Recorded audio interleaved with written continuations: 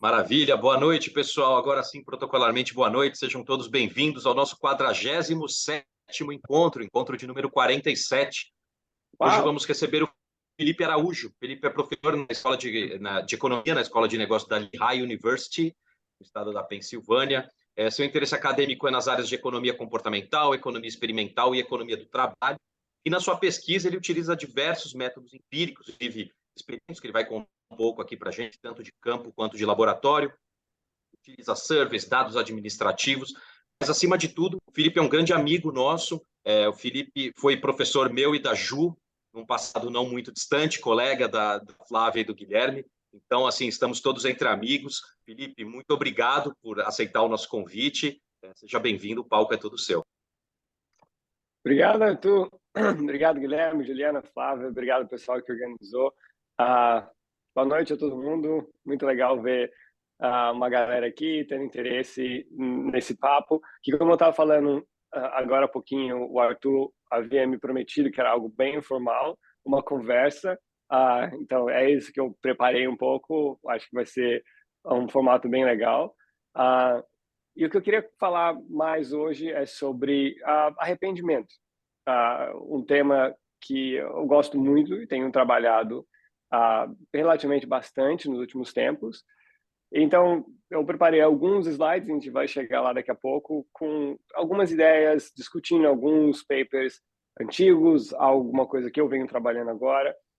Como o Arthur falou também, bom, deixa eu falar um pouco de onde eu vim, da minha carreira até aqui, só um pouquinho, e aí no final, se tiver mais interesse, estou super aberto para a gente conversar sobre carreiras, sobre estudar no exterior, sobre trabalhar, sobre universidades aqui, enfim. Mas eu nasci, cresci no Brasil, naturalmente, fiz minha graduação em economia em Juiz de Fora, logo em seguida fiz meu mestrado em economia na UFMG, e lá pelo meio do mestrado, mais ou menos, eu me dei conta dessa área de behavioral. Eu sempre havia me interessado por microeconomia, por decisão. Foi a matéria da graduação que me chamou mais atenção, a microeconomia 1 e 2. Então, sempre teve esse interesse em pensar como os agentes decidem, otimização, função, utilidade, toda essa história. E aí, lá pelo meio do mestrado, se não me engano, eu li Nudge. Por alguma razão, eu encontrei o livro, me interessei, e isso me abriu a cabeça. Sem sombra de dúvida, foi um divisor de águas.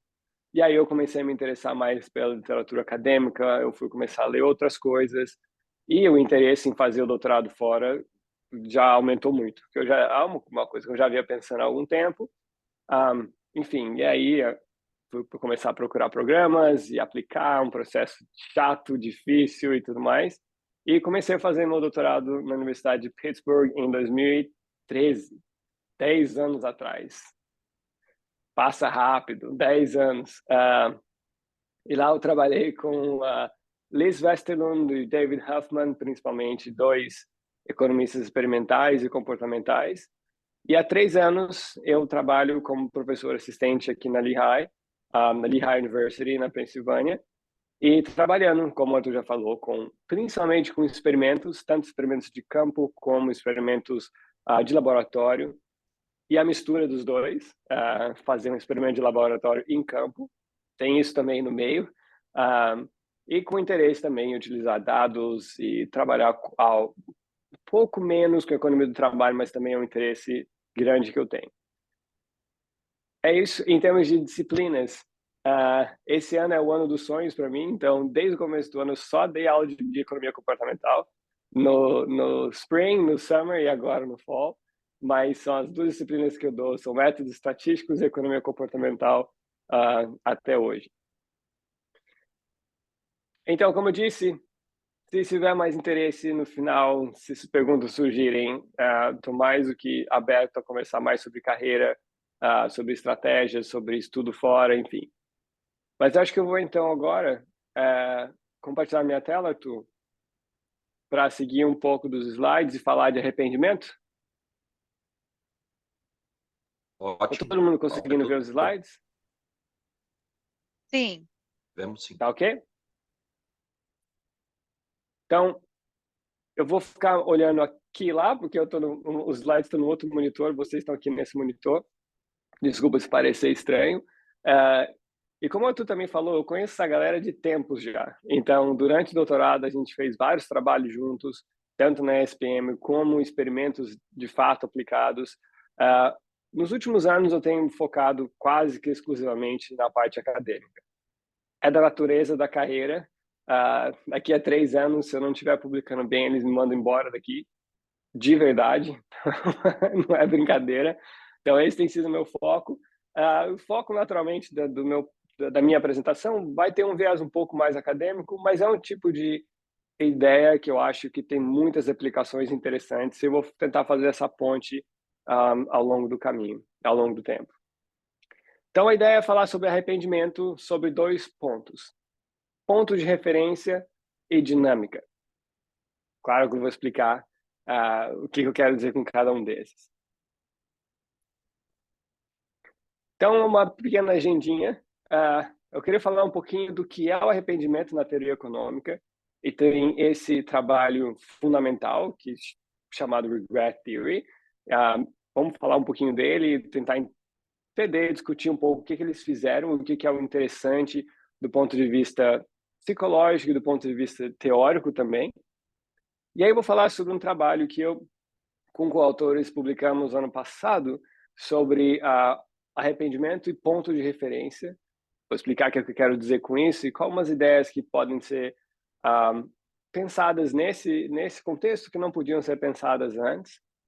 E aí eu vou falar sobre um trabalho que está rolando agora, com altos e baixos. Eu vou falar dos altos e baixos também, que é tentar entender a dinâmica desse processo de arrependimento. Como é que essa antecipação do arrependimento funciona em contextos dinâmicos, ou seja, em que as decisões são tomadas repetidamente. E aí uma pequena conclusão e abrir para perguntas. Eu prometo que eu vou tentar ser bem rápido, mas uma dica para vocês já devem saber disso. Se você não tiver com 2 horas disponíveis, nunca pergunte a um pesquisador o que ele está fazendo ou qual é o trabalho atual, porque na maior parte do tempo a gente está pensando nisso sozinho e quebrando a cabeça e nada está dando certo, e se alguém quer escutar, o negócio vai longe. Então, vamos lá.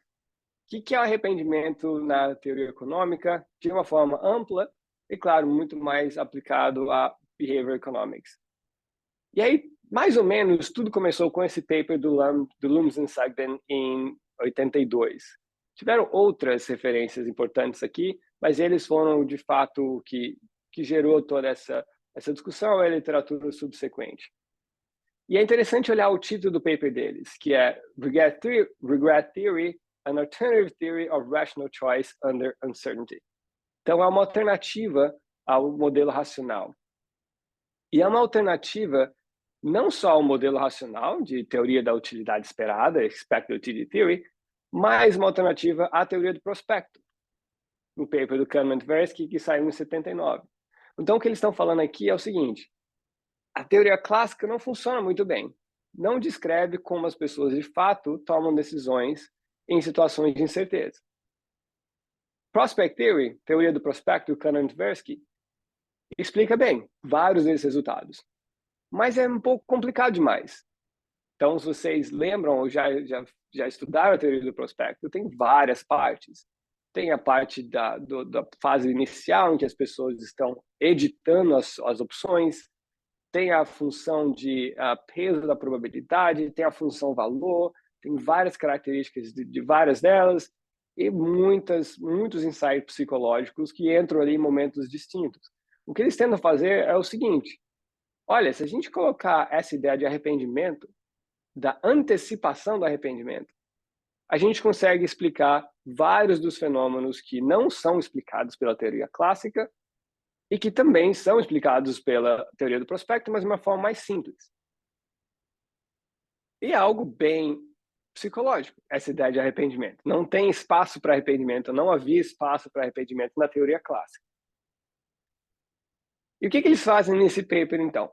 Eles vão focar em 3 resultados principais que a teoria do prospecto apresenta como resultados que invalidam a teoria clássica, e eles vão explicar esses mesmos resultados utilizando a teoria deles, a teoria do arrependimento, que é uma modificação mais simples. Matematicamente falando, é uma modificação mais simples da teoria clássica. E aí eu imagino que vocês já devem ter ouvido ou visto falar de vários desses efeitos.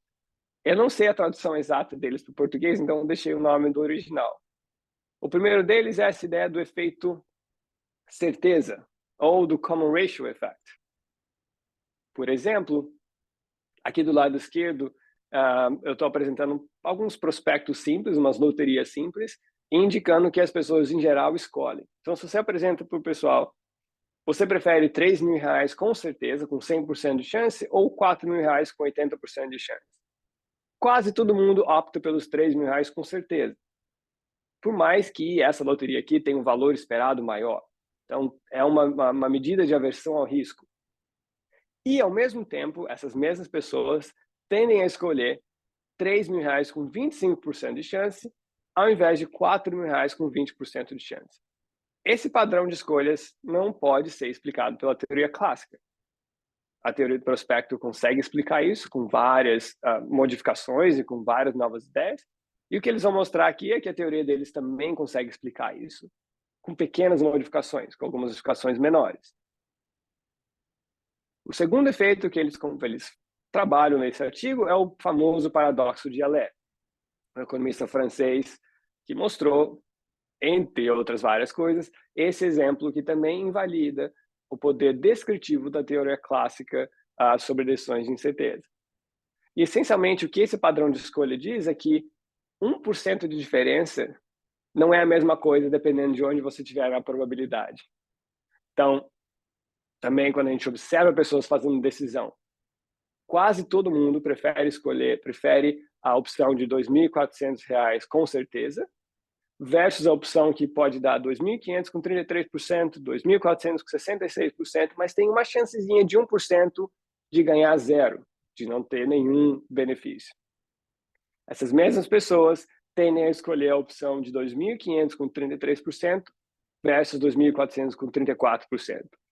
Também é um padrão de escolhas que não pode ser explicado pela teoria clássica e que tanto a teoria do prospecto quanto a teoria do arrependimento de Lumsden e Segnet conseguem lidar.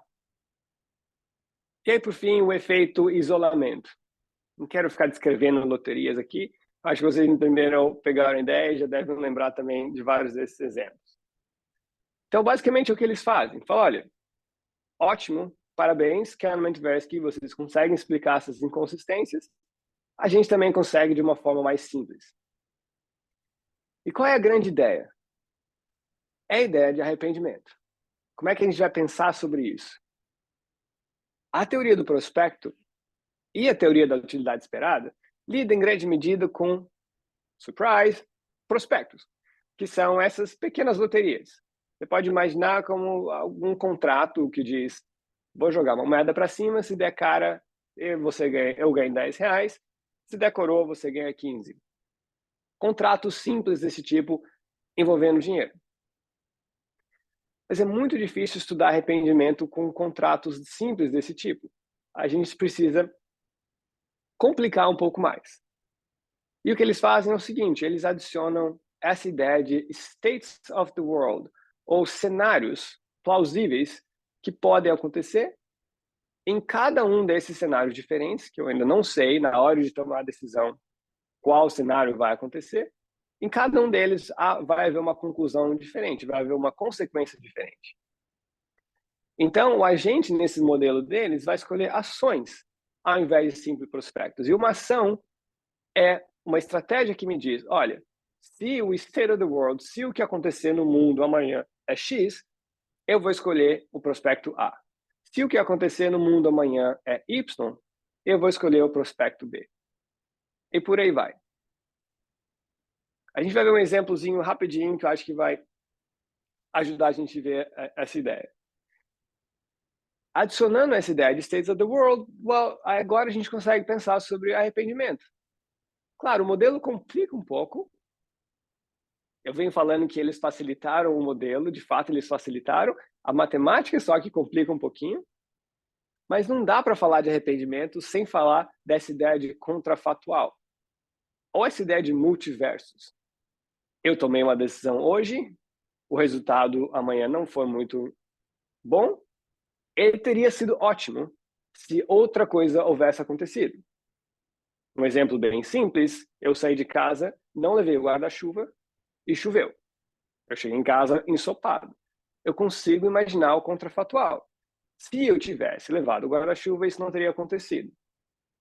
Então, antes de sair de casa, eu estou pensando em dois universos distintos. Em um cenário, em um state of the world, chove, no outro não chove. E aí a minha decisão vai ter uma consequência que depende de cada um desses cenários. Então, só faz sentido falar em arrependimento se a gente tiver essa ideia de contrafactual, essa ideia de universos paralelos ou multiversos, o que é que seja. E aí tem um exemplo bem simples que ajuda a gente a enxergar isso. Esse, na realidade, não vem do paper original, vem do nosso paper, que eu vou falar um pouquinho depois disso. Então, imagina essas duas opções. Aqui na coluna, eu estou chamando de act, essas são as ações. Então, a gente vai escolher entre a opção X e a opção Y.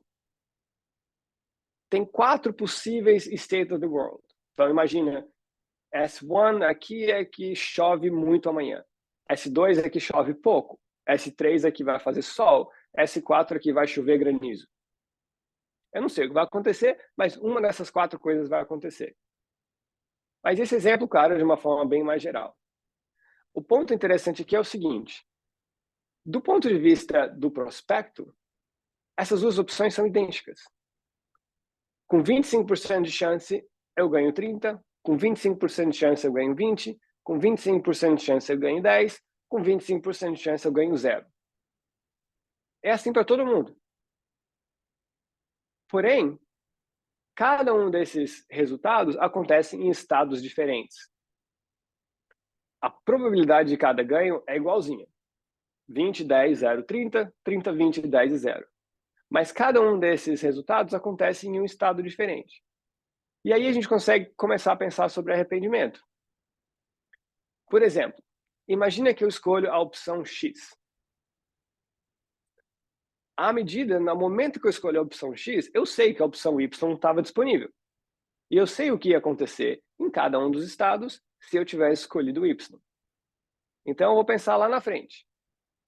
Ok, eu escolhi X, ou vou escolher X. Se o estado que acontece é S1, ótimo, eu ganho 30 ao invés de 20.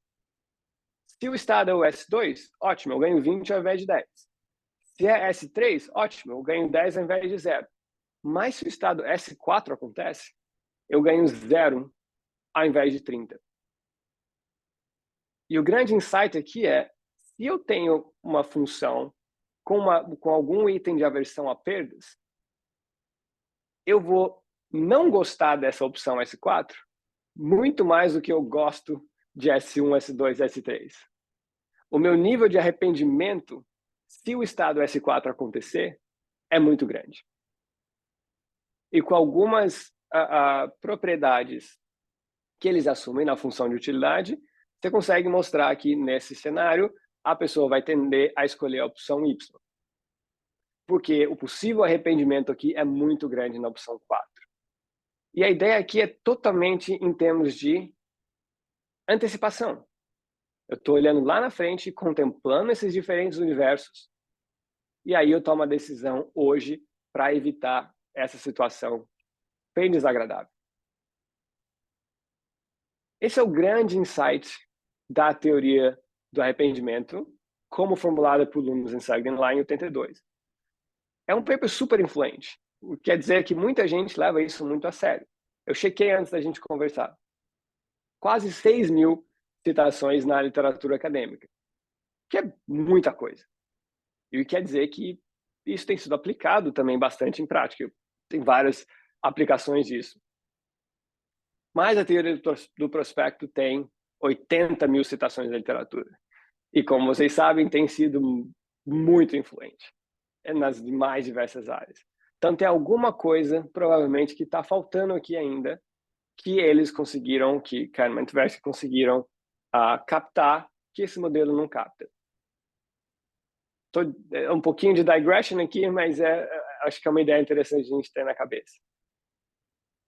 Então, é isso que eu queria falar sobre a teoria do arrependimento original. E aí eu queria comentar um pouco sobre 2 trabalhos, um que a gente já finalizou e publicou ano passado, e um que está rolando agora, que eu estou envolvido, eu tenho trabalhado neles, que é sobre arrependimento. O primeiro é esse paper aqui, que saiu na Decision ano passado, com o Yuval Erez, que é um colega aqui, o Peng-Fei Zhang, que era um estudante na Cornell, agora ele está na Universidade do Texas, e eu, que revolucionamos a teoria do arrependimento.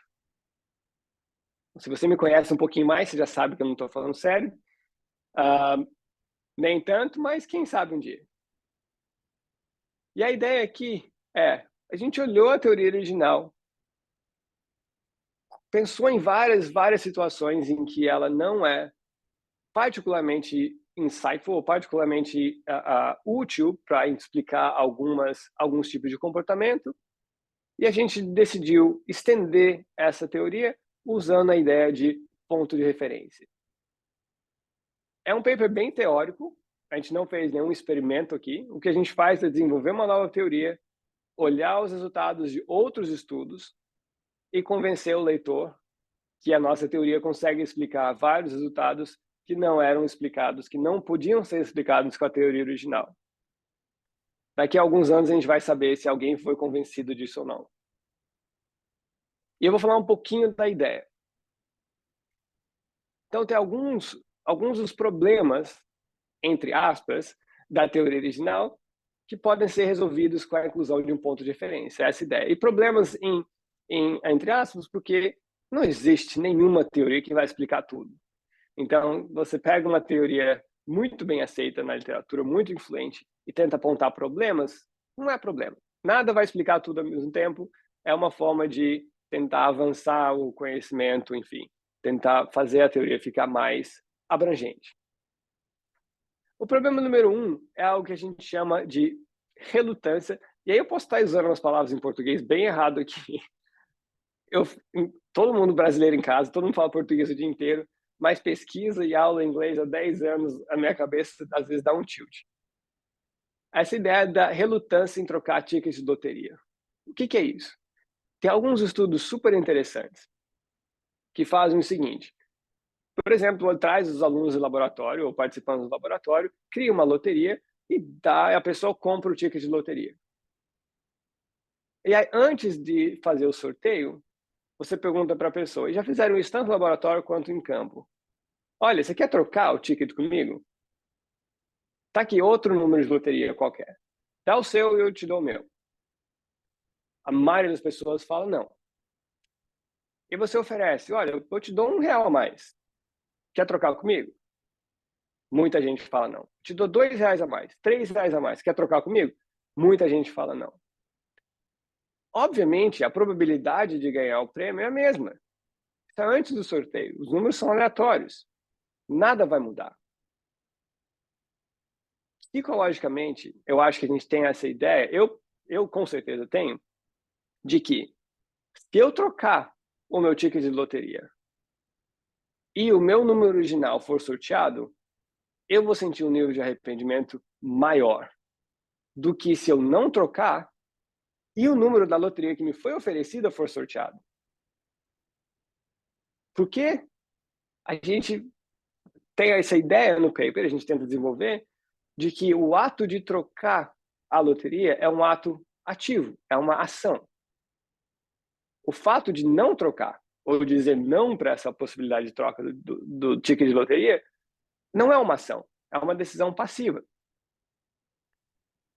E a gente tende a ter um arrependimento maior se algum resultado negativo acontece como resultado de uma ação, de uma decisão ativa, versus situações em que algo negativo acontece, mas como consequência de uma inação, ao invés de uma ação.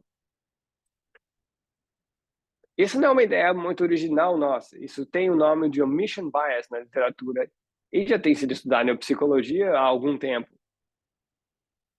Mas essa ideia de pensar omission bias com a ideia de arrependimento e nesse contexto do modelo original de teoria do arrependimento, eu acho que é uma contribuição que a gente fez nesse trabalho.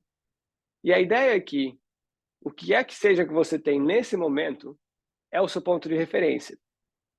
E aí, à medida que você toma uma ação, uma decisão ativa para sair de perto desse ponto de referência, o seu nível de arrependimento aumenta. Se você fica naquela situação atual, no status quo, e tem a mesma consequência negativa, o nível de arrependimento é um pouquinho menor. É isso que a gente faz.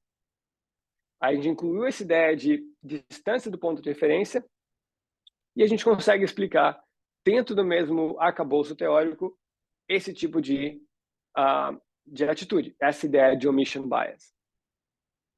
E mais algumas coisinhas também como bônus. Eu não vou entrar em detalhes, mas a gente também consegue explicar aquela ideia do common ratio effect, do certainty effect, na ausência de independência. Independência no sentido de probabilidade. Se você lembrar do exemplo que a gente viu agora, cada um dos estados S1, S2, S3, S4 são independentes um do outro. Eles acontecem com probabilidades, naquele caso, iguais, mas elas são independentes. Se a gente tira essa ideia da independência dos estados, a teoria original de arrependimento não consegue explicar o common ratio effect. A nossa consegue.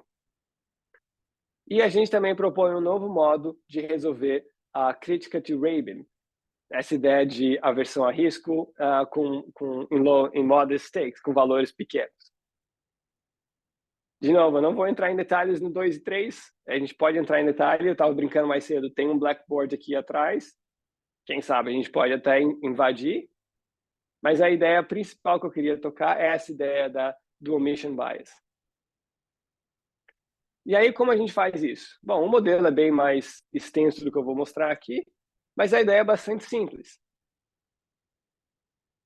Nessa funçãozinha que a gente está mostrando, R é o meu ponto de referência, X é o que acontece em cada estado do mundo, esse Szinho, dependendo da ação que eu tomar, nesse caso, a ação X. O que a gente faz é aumentar o modelo original, incluindo essa medida de distância. Então, P é a probabilidade do estado, e quanto mais distante for a utilidade da minha ação X, comparado à utilidade do ponto de referência, esse valor aqui, esse meu ρ, essa letrinha grega ρ, vai aumentar ou diminuir, relativamente falando, o conteúdo de arrependimento dentro do modelo. Mas a ideia é basicamente essa. Arrependimento é menos ruim quando eu não tomei uma decisão ativa que levou à situação negativa versus uma situação em que o resultado negativo aconteceu por uma inação.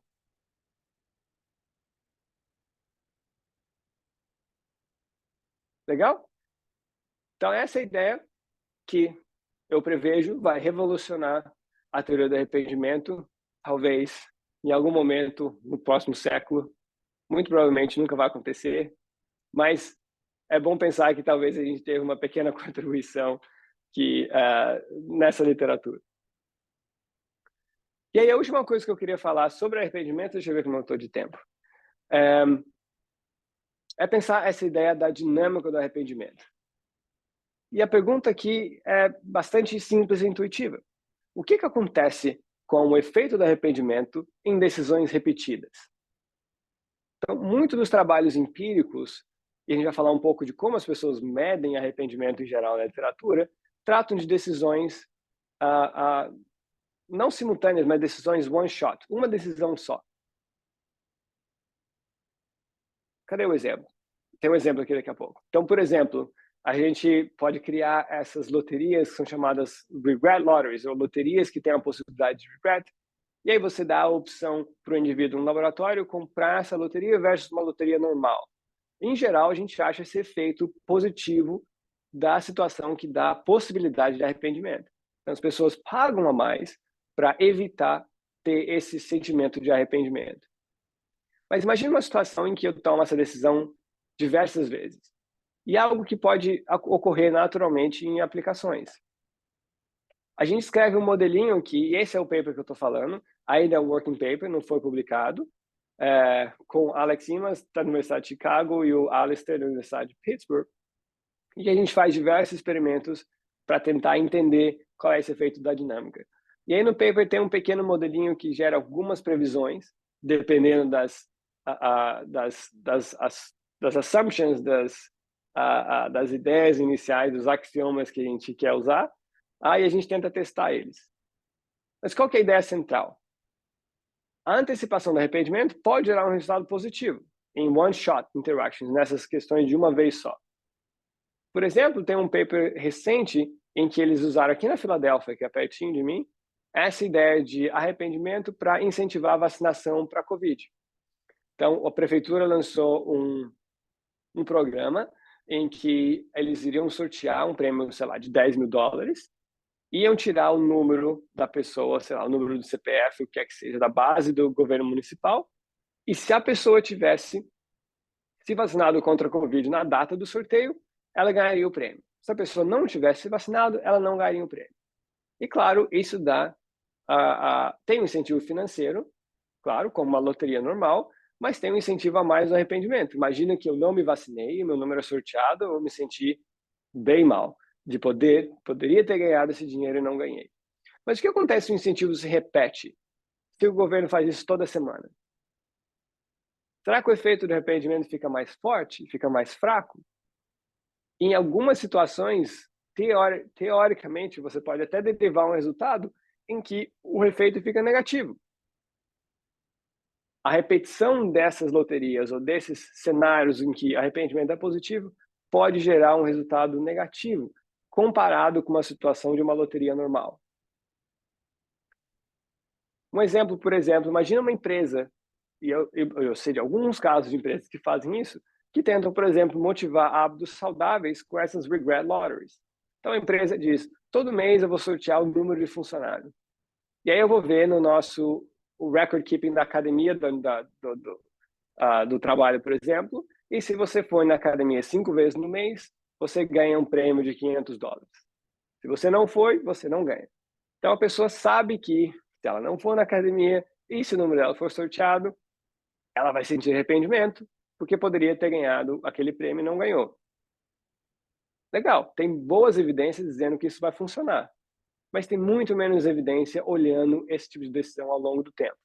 De novo, eu não quero entrar no modelo, na matemática, mas sob certas condições, esse resultado dinâmico pode até ser negativo. O que a gente faz nesse trabalho? A gente faz diversos experimentos de laboratório, comparando o efeito do arrependimento com loterias. A gente cria essas loterias simples e a gente sorteia os números no laboratório.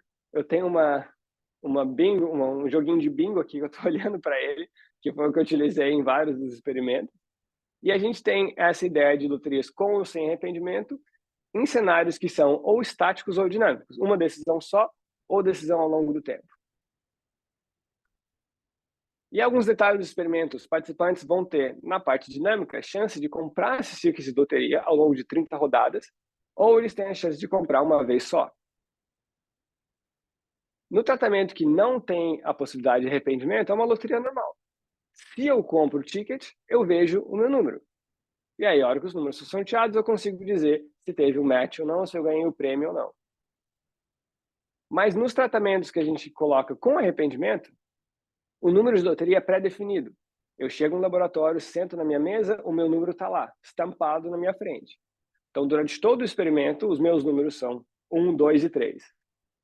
Se eu entro ou não na loteria, eu vou saber se eu teria ganhado o prêmio, porque eu estou ali na frente, sorteando os números no bingo, e se o meu número sair e eu não entrei, não comprei a loteria naquela rodada, eu sei que eu teria ganhado. E a gente faz a mesma coisa, então, em cenários estáticos ou dinâmicos. Somente uma decisão ou decisão ao longo de 30 rodadas. E qual que é o resultado que a gente encontra? A gente encontra o resultado negativo. Aquele que, sob certas condições, o modelo gera como previsão. Aqui na coluninha do lado esquerdo, a gente está medindo o efeito de adicionar essa possibilidade de arrependimento sobre o quanto os participantes estão dispostos a pagar na loteria. E tem um aumento de aproximadamente 10%. Quando a gente olha o efeito dinâmico nos tratamentos sequenciais ou dinâmicos, o efeito do arrependimento é negativo.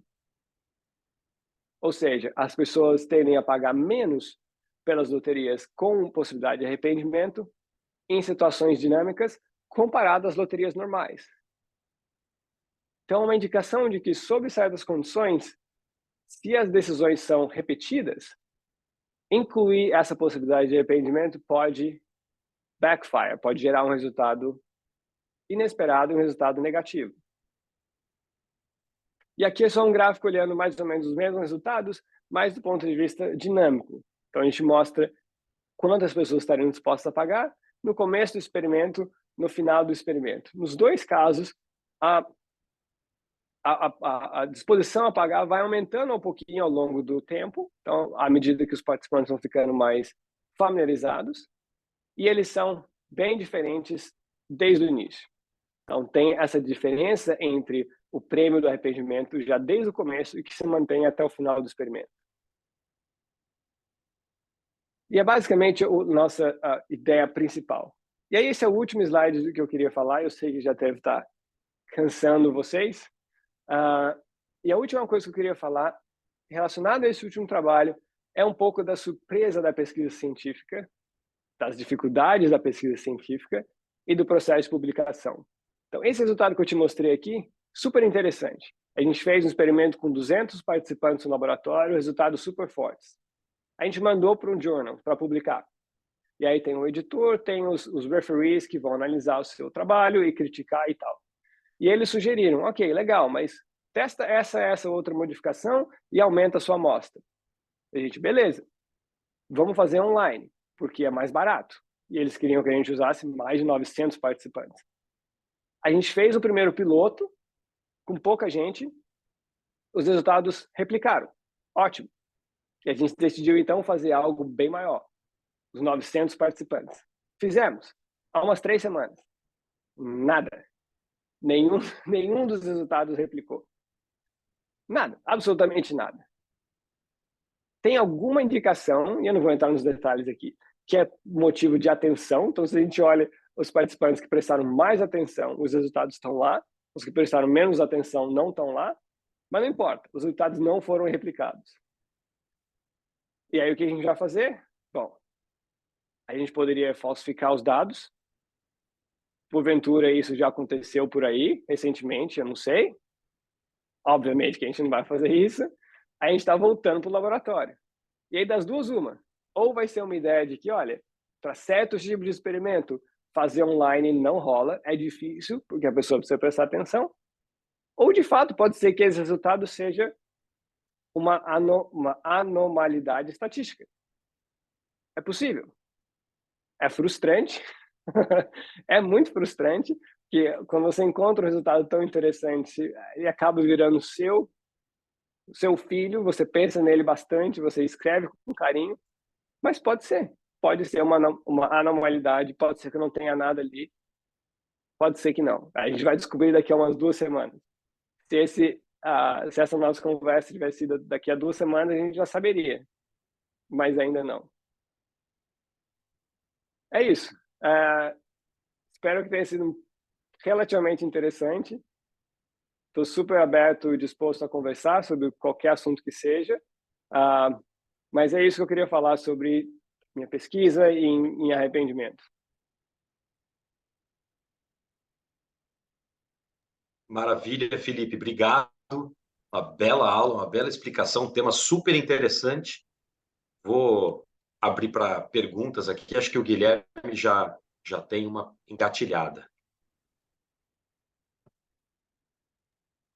Acho que você está... Opa, tô no mudo.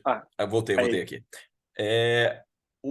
Não, na verdade, a minha pergunta, a pergunta que eu tinha anotado aqui é a mesma que o Marcelo fez no chat. Quer dizer, sem necessariamente entrar no modelo, enfim, na equação, mais por falta de tempo do que por falta de interesse. Vamos destacar aqui. Mas qual seria a tradução psicológica desse backfire no dinâmico? Quer dizer, é uma questão de insensibilidade. Pegando o exemplo da loteria da Filadélfia, é uma questão que, bom, depois de um tempo, eu não me vacinar, eu estar fora do pool, me identifica ou eu me desensibilizo à perda? Quer dizer, qual que é o prisma psicológico disso? O prisma psicológico disso é o que a gente propõe no trabalho, é uma mistura de informação e âncora. O que eu quero dizer com isso? Imagina uma loteria tradicional. Você vê a descrição da loteria, você tem que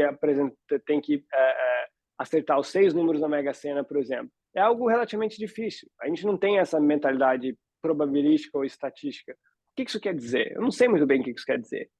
Para eu realmente começar a ter um feeling, para tentar imaginar que eu entendo o que eu estou fazendo, eu preciso participar algumas vezes. Então, eu compro 1, 2, 3, 10 vezes, eu começo a ter um entendimento maior. Ok, é muito difícil ganhar isso.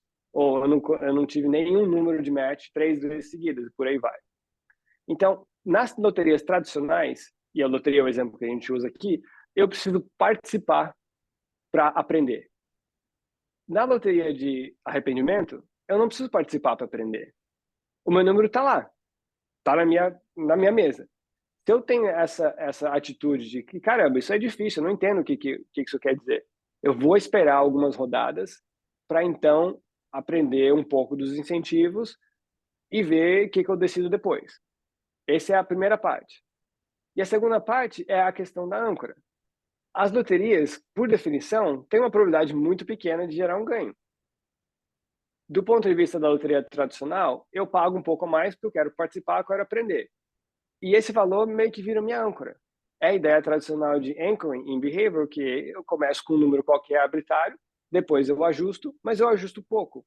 A gente tem dificuldade de ajustar muito sobre qualquer que seja o valor inicial, que eu tenha decidido ou que tenha sido um valor aleatório. E acontece o oposto na loteria do arrependimento. Como eu espero para aprender e eu aprendo de certa maneira que é muito difícil, eu vejo 2, 3 rodadas sem nenhum match, a minha valoração inicial vai ser menor. E por mais que, do ponto de vista dinâmico, eu vá aumentando ao longo do tempo, como a gente viu no gráfico, a âncora me segura para baixo, a âncora não deixa eu subir muito.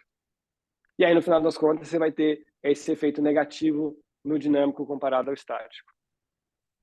Entendi. Essa é a nossa ideia. Faz sentido na minha cabeça? Uhum. Vamos ver se vai fazer sentido com os editores. Agora, Não, perfeito. Felipe, Marcelo, pode falar. Marcelo, que eu complementei aí com o Guilherme, obrigado, Guilherme. Eu me vacinei contra a Covid, não fui sorteado. Me vacino de novo e volto a não ser sorteado.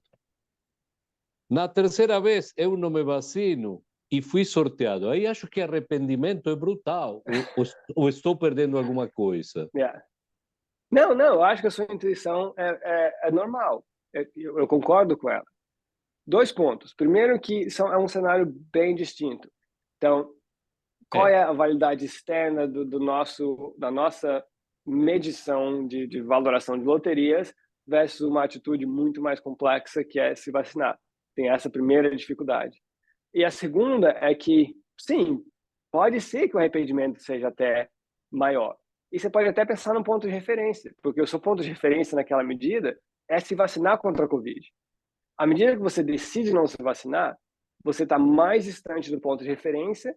De acordo com o meu primeiro paper, o seu arrependimento vai ser maior. Concordo. Aliás, é um ponto bem interessante. Eu não sei, nesse tipo de situação, o que vai pesar mais. Se essa ideia de learning, de aprender, de aprendizado com âncora, ou se esse valor maior do arrependimento por uma ação. Ele não cabe muito bem no nosso cenário de loterias, mas é meio que um paradoxo ou algo, duas medidas, 2 forças que vão em direção oposta no seu exemplo. Obrigado, Felipe. Parabéns. Excelente apresentação. Obrigado, Marcelo. Felipe, eu tenho Você mencionou um ponto no final que me deixou curioso com relação justamente ao processo, ao dia a dia da realidade da pesquisa, que você mencionou, enfim, quando veio a solicitação enfim, dos revisores por um tamanho amostral maior. Vocês optaram pelo online por ser mais barato, e no final, ok, não vai ter que voltar e fazer presencial, enfim, dentro do laboratório. O barato, caro, é para quem? No fundo, como é que é o financiamento dessa pesquisa e como é que é no dia a dia a administração desse orçamento que eu imagino que deva ser finito para vocês? É finito para mim, é basicamente infinito para um dos meus coautores. Então, fazer pesquisa é caro. Fazer pesquisa experimental é caro. A gente aqui na Universidade de Lehigh, todos os pesquisadores, talvez um pouquinho a mais para quem faz pesquisa mais aplicada, tem um budget anual para ser usado com pesquisa, tanto viagem quanto pagar os participantes. No caso dos coautores, um deles, eu não vou falar quem, mas é o que está na Universidade de Chicago, ele está numa das universidades mais ricas do mundo. E o rapaz é bom. Ele, a capacidade de produção e publicação dele é um troço meio que surreal. Então, à medida do tempo, o orçamento dele foi aumentando bastante. Então, para a gente ter uma ideia, nesse trabalho online, só no trabalho online, a gente gastou quase $13 mil pagando os participantes. São 980 participantes. Na média, $12, mais ou menos, por cada resposta. Se a gente fosse fazer isso no laboratório, ia custar pelo menos 3 vezes mais. Mas tem um trade-off. E o trade-off aqui no laboratório, eles não têm mais nada para fazer. Para experimentos um pouco mais complexos, como é esse, as instruções são 3 páginas. E a gente lê as instruções no experimento e tem um quiz, eles têm que responder o quiz corretamente, por aí vai. E eles estão lá, sem celular, sem nada para fazer, sem livro, estão prestando atenção. Como a gente sabe, prestar atenção online é muito mais difícil. Vou checar o e-mail rapidinho. Será que aquela conta caiu no meu banco ou não? Enfim, todo mundo aqui entende o que eu estou falando. Então, é um desafio. Acho importante para esse tipo de experimento que exige um pouco mais de atenção, que é um pouco mais complexo. Eu não sei se é mais ou menos isso que você estava perguntando, Guilherme. Sim, não era isso. Posso fazer um follow-up? Vou fazer um follow-up dessa pergunta também. Prática também, Felipe, em relação ao registro do resultado online. Então, pensando na eventual publicação no futuro, como você vai relatar esse resultado online? Frente ao novo laboratório agora, vocês vão desconsiderar? Não, de jeito nenhum.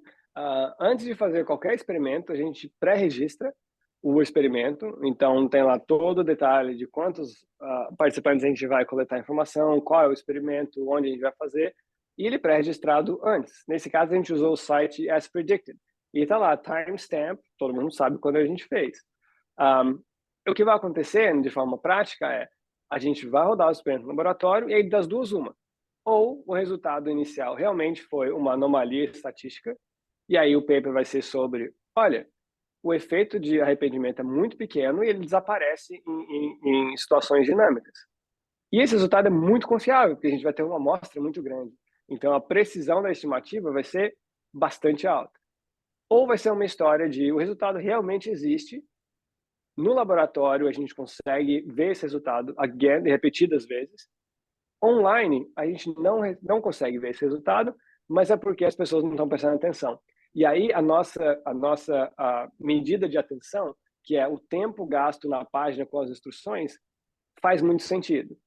Não faz sentido em isolamento, porque parece cherry picking, ou ficar buscando o resultado na sua base de dados. Não é algo que a gente imaginou que fosse acontecer, mas faz sentido numa nova versão do artigo em que todos os dados vão estar lá.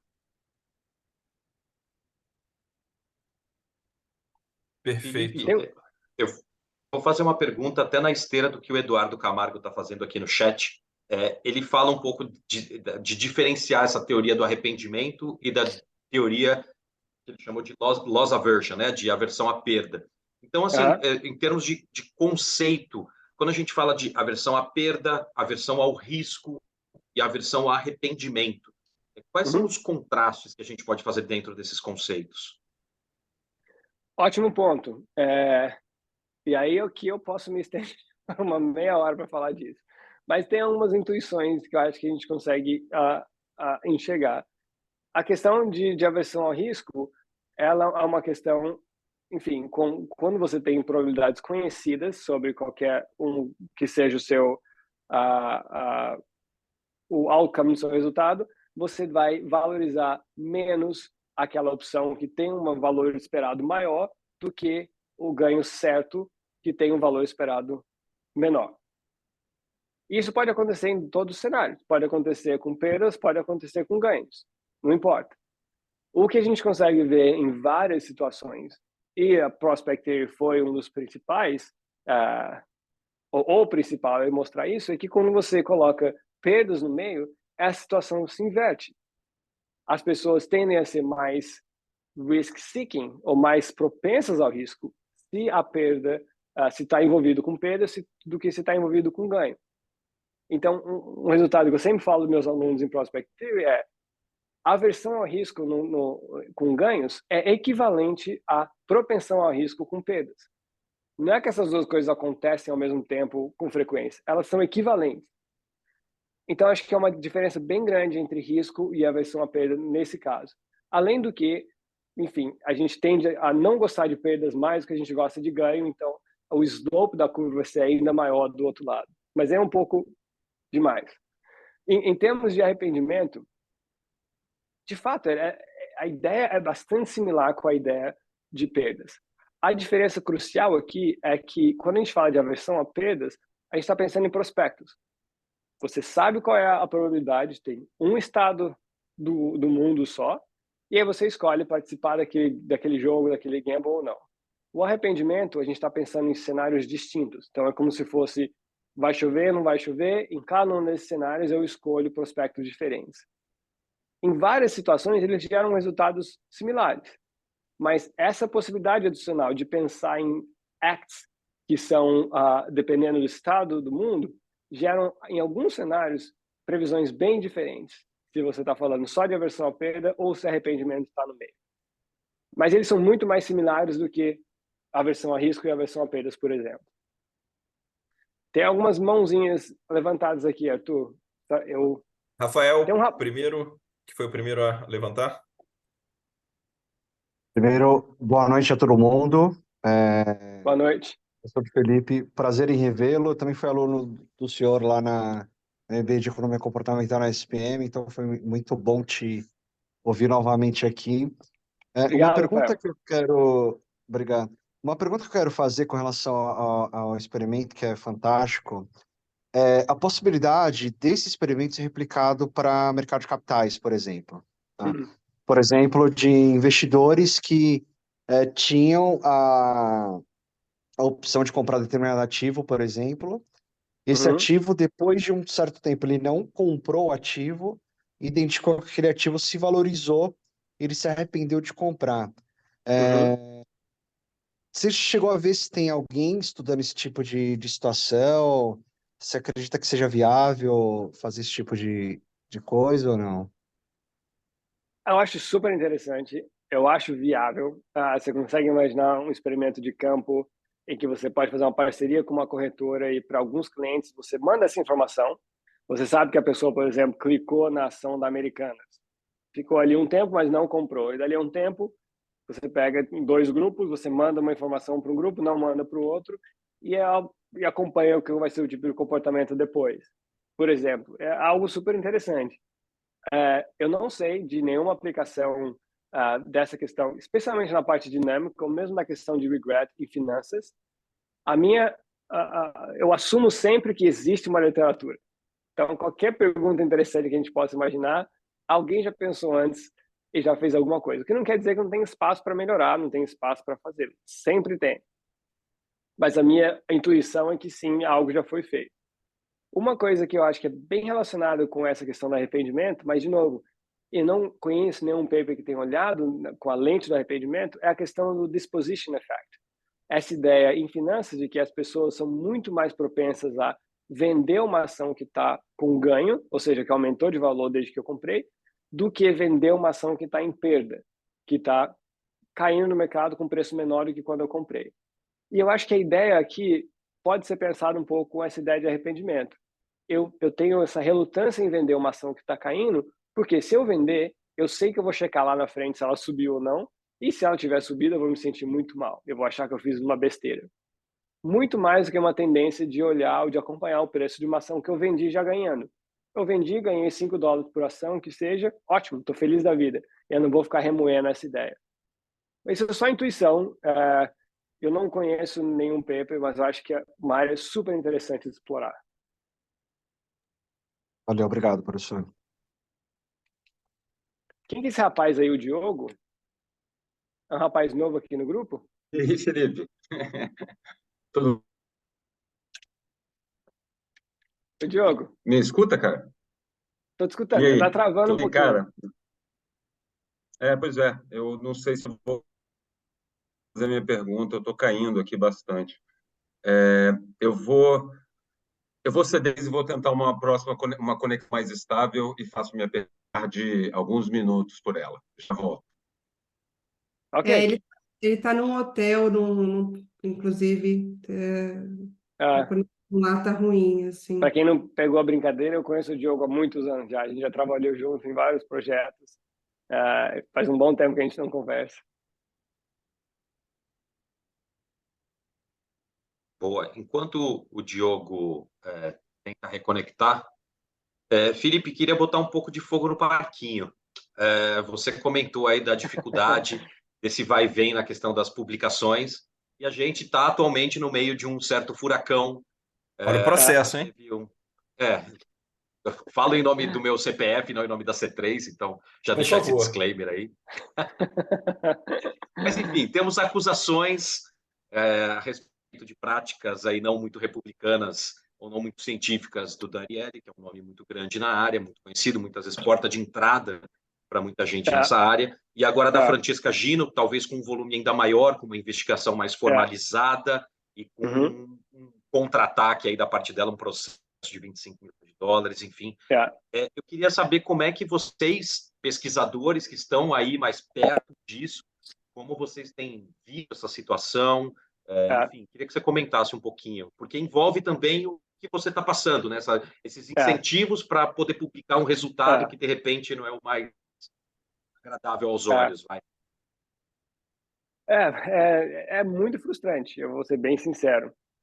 Eu lembro quando eu analisei esses resultados do experimento online pela primeira vez.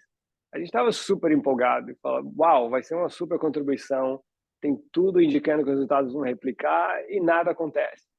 E você imagina naquela situação que, caramba, muito provavelmente alguns outros pesquisadores super renomados tiveram uma situação igual à sua alguns anos atrás e resolveram mudar as variáveis. E geraram esse tanto de externalidade negativa que a gente tem visto.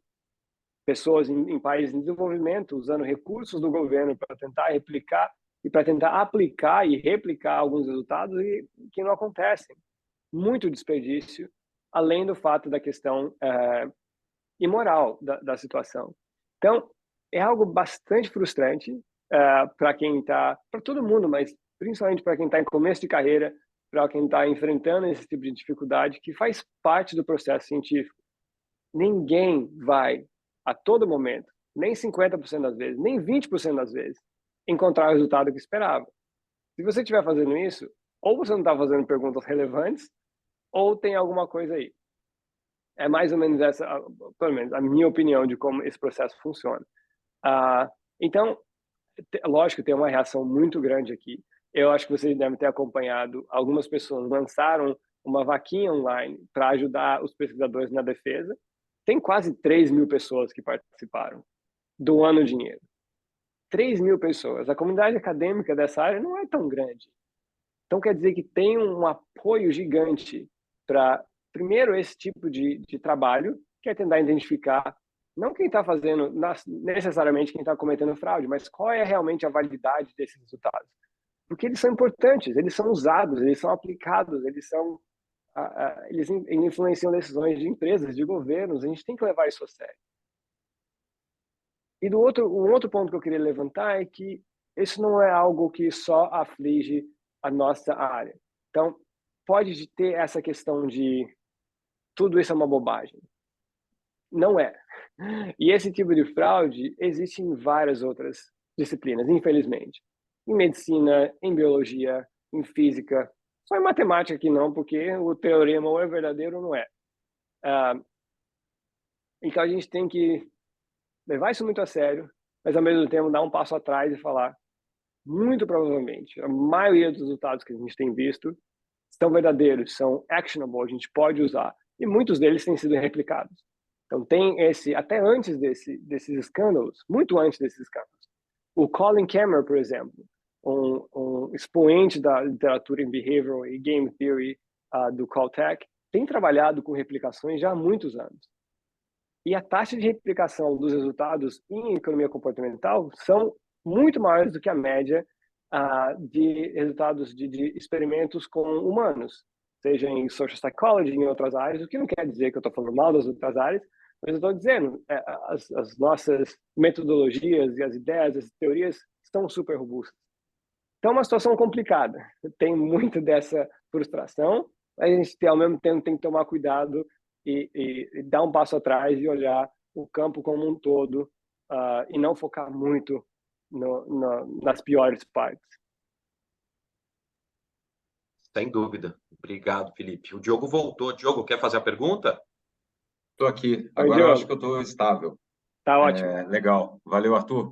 Felipe, agora sim, cara, massa, um prazer enorme te rever. Está com uma postura aí de economista de jornal. Você realmente está falando É dia de super aula, bem. Diogo. Vocês deram sorte que é dia de aula hoje.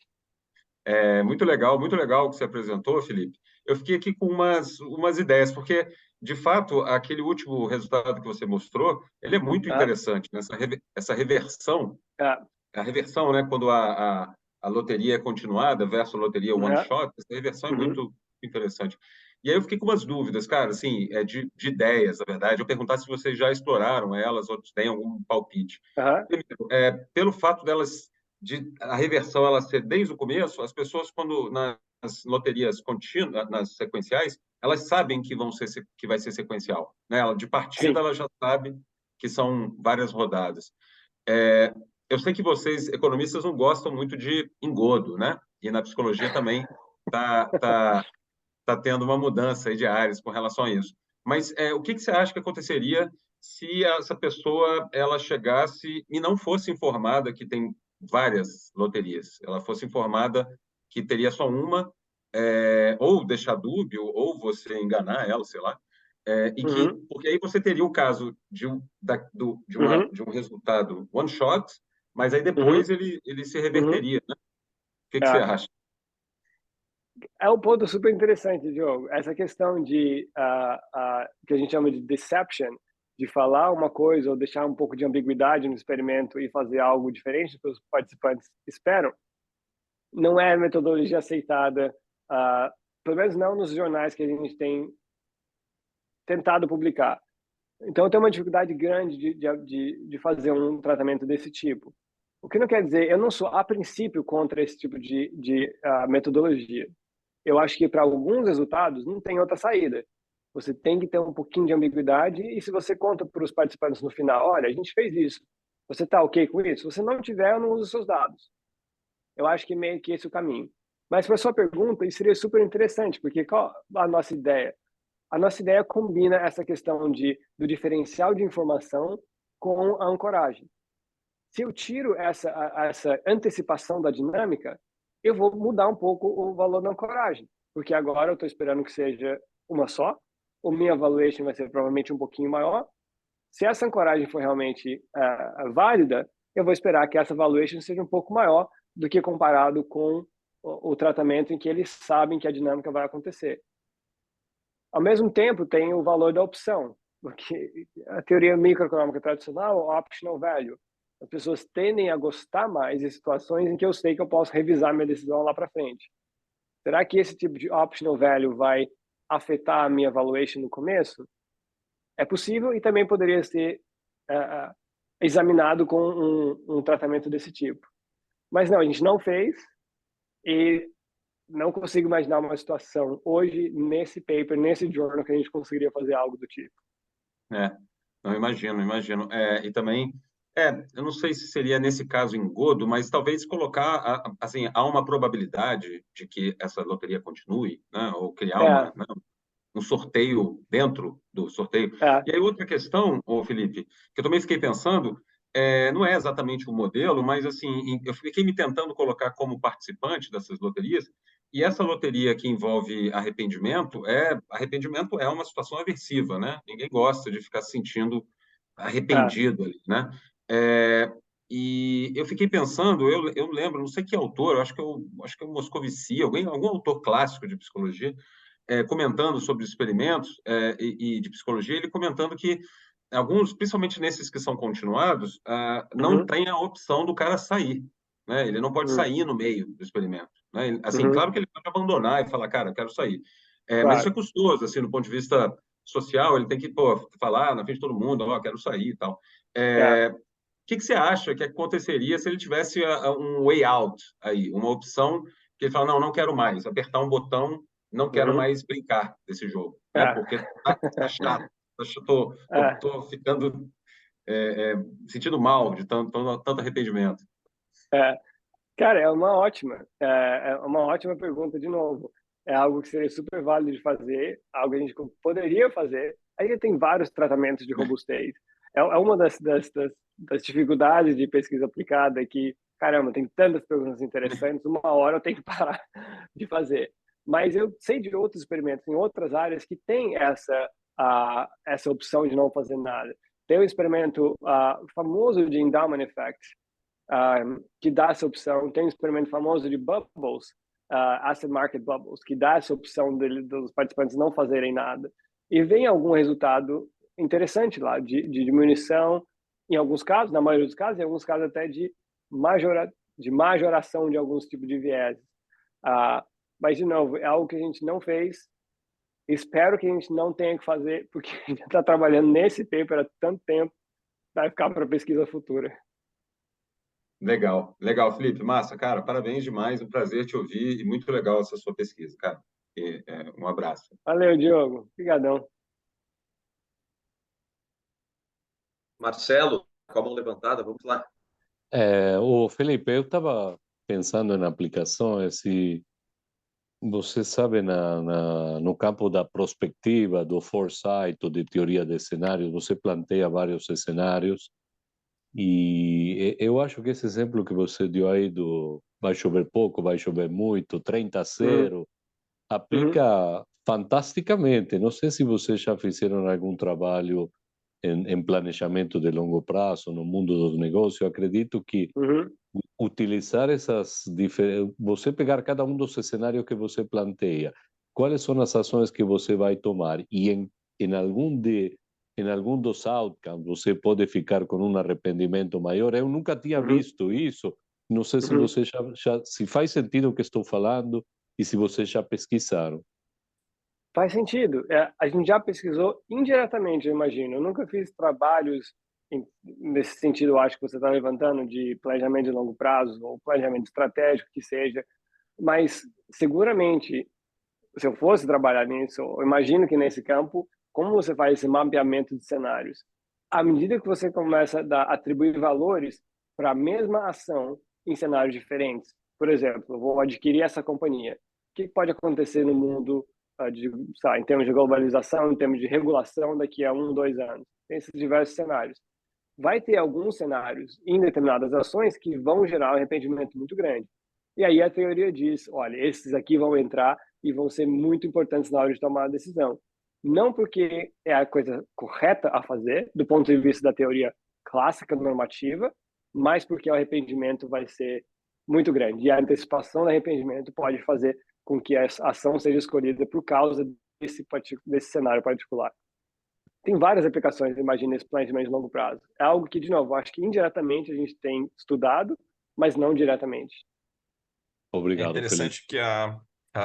Que tem não a literatura, mas na prática de negócios, algumas frases que apontam para algo do tipo, como, por exemplo, ninguém nunca foi